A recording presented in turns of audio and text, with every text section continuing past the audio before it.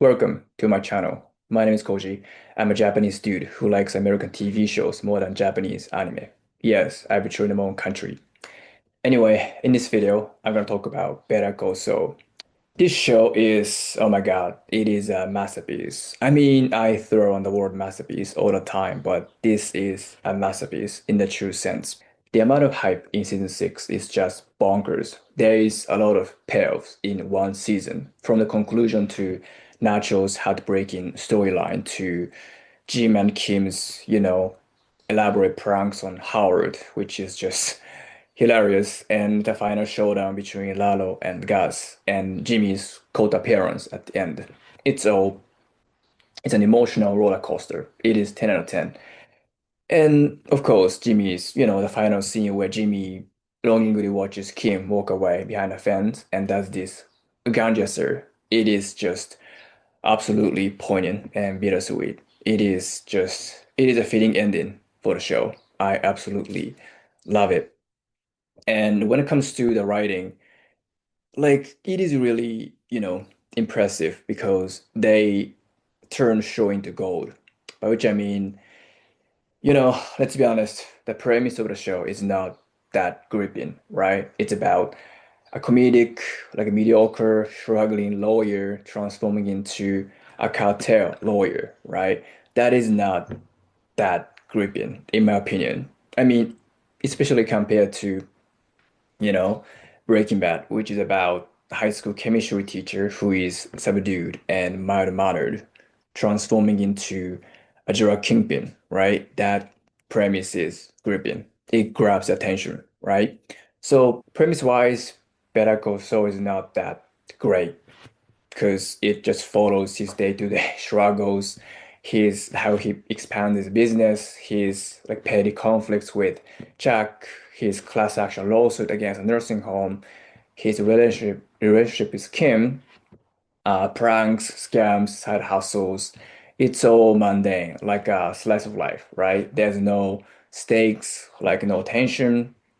Granted, there is, some criminal underworld stuff going on the side, but in the first few seasons, it's like it's more in the background, right? Mike's storyline is not up front, but it gradually turns into, Breaking Bad, right? But at first, it was essentially a legal drama with some comedic elements. However, despite this weak premise, they, Vince Gilligan, Peter Gould, and the writing team, they managed to, and everyone, the whole team, actors, writers, cinematography, attention to detail, elevated this ordinary, you know, setting to tension-filled drama, and that alone is just impressive.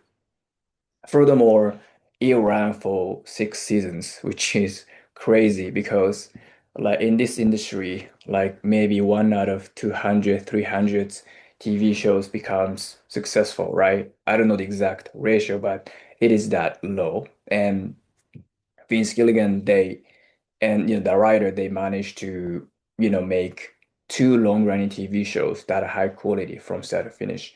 That is an extraordinary feat, right? So it is just beyond impressive. Also, writing wise, what I found the most impressive when it comes to writing is the convergence of the two storylines. There are two storylines, right? Jimmy's storyline and Mike's storyline. The clean legal world and the dark criminal underworld. Now, these two storylines have nothing to do with each other at first, in the first few seasons, I guess. There's no overlap between these two storylines, except Jimmy. Jimmy is the only connection, right, between these two worlds. However, as the story goes on, they slowly like creep up on each other and converge, like clash right at the end. And what's interesting is you can pinpoint where they clash, which is when Lalo shows up to Jimmy's apartment with Howard in it. Like this is probably the most mind-blowing thing in TV, in anything, right? For me, it is just beyond crazy. I couldn't process it. It felt so surreal, like a crossover between two different TV shows. I was like, why is he here? I was just frozen, and he just shoots him nonchalantly. I think I'm in the middle of something. You're in between Breaking Bad and Better Call Saul, RIP. And this is not like one of those random shock value things, right? It makes sense because this is Lalo. This is his like MO. He just shows up and kills people nonchalantly. That's his shit. He's like Homelander. He's chaotic, unpredictable, volatile, that makes this kind of shit make sense. And it worked.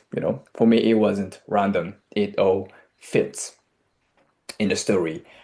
And every time he's on screen, it puts me on edge. Homelander, Lalo, they just make me wonder if they're gonna kill, out of nowhere. Like lasering, shooting, whatever. They just put me on edge.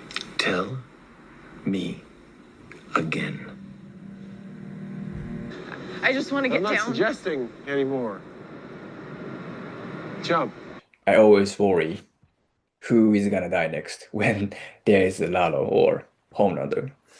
I love the convergence of these two storylines. Not only it feels organic, but also it kind of mirrors Jimmy's degree of corruption, right? Because the closer they get, the more corrupt Jimmy becomes. Which segues to my next point, Jimmy's transformation into Saul Goodman. This is the crux of the show, the main theme, the most juicy part of the show, right? And I love it. This is probably the best, the most well-written Fall from Grace character arc that I've ever seen. It even tops Walt's descent into Heisenberg for me. Don't get me wrong, it is masterfully done, Walt's transformation. It's very, beautifully done. But Jimmy's, descent is more like detailed, like slower, like nuanced, layered, because what drives Walt is straightforward, right? It is his ego, his ambition. He wants to be the man, right? He just wants to take all the credits. Like genius?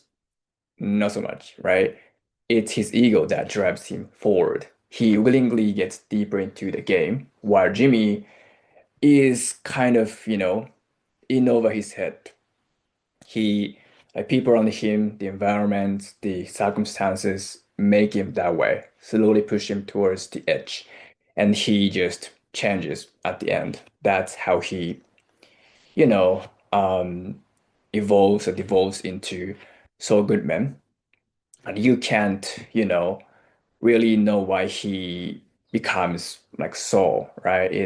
It's a gradual process that happens over the course of 6 seasons, and it's well done. I love it. It's like it is a combination of Chuck's influence on Jimmy. Like Chuck never reciprocates Jimmy's respect and love, despite even though uh, he took care of him. He bought his, supplies and food all the time. He respects Chuck, he loves Chuck, but Chuck never like reciprocates, right? He's disgusted by Jimmy and his actions, like always. He never admits Jimmy, saying, you don't deserve to be a lawyer, chimp with a machine gun, right? And that kind of rejection, betrayal, make Jimmy more cynical about the law, right? Fueling his desire to forge his own path, like going against Chuck's, rigid idea of like lawyering, going in a different direction from Chuck. I want to be Saul, not McGear, right? And also Kim enables Jimmy to bend the rules and cut corners, and the cartel pulls him deeper into the game, dangling a lot of money in front of his face, right? And a near-death experience fucks up his mind, scars his psyche permanently, like all of the above, right? All these events gradually like corrupt him, and it's just well done. It all makes sense, how he goes from Sleeping Jimmy to Saul Goodman. this is Vince Gilligan's like specialty, like slowly crafting main characters in a way that makes sense. And he's also good at writing characters who breaks good, like Jesse and Nacho, right? I like the juxtaposition between Walt and Jesse. It is just well done. Okay, so much for writing. Let's talk about the cinematography. I love cinematography in Better Call Saul. Maybe it's just me, but it makes me want to drink a beer. There's something about the visuals in Better Call Saul that make me more drunk, kind of hypnotize me. It is the shot composition, lighting, use of color, like montages, are just mesmerizing.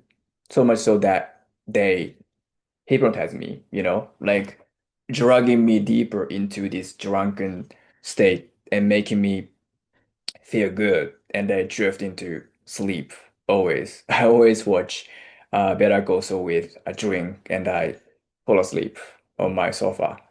Yeah, it feels so good to watch Better Call Saul with beers. And the fact that it wasn't nominated for the best cinematography at Emmy is just downright criminal. What a sick joke! Also, the music. Music is another aspect that is underappreciated, right? In Better Call Saul. Like it never misses. Their score selection, they never miss. Especially like, you know, I like it when they use mismatching music in like namely dark scenes. For example, like in one of the cold opens in season 6, maybe episode 3 or 4, where it opens with like a married couple riding their bicycles in their peaceful neighborhood. And there's this music playing like do do do do do do do do do do, and it makes you wonder what is going on here, right? And you're in season 6, so you kind of know this is like one of those foreshadowing cold opens or whatever. And as the scene goes on, they get back home and the camera pans into inside and you start seeing there's a lot of like monitors and armed guards and you realize, okay, this is Gus's fortified safe house, right? And the kind of the contrast between this happy, upbeat music and the dark ominous scene thing that's actually happening. It's weird, but it also works. It is effective to amplify the darkness, ominousness of a given scene. I love it. Yeah, that's pretty much it. This is my overall review on Better Call Saul, like writing, um, acting, directing, cinematography, and everything is just 10 out of 10 for me. It is the best slow burn I've ever watched. I love it. If you enjoyed this video, like, comment, and subscribe. Thanks for watching. Bye.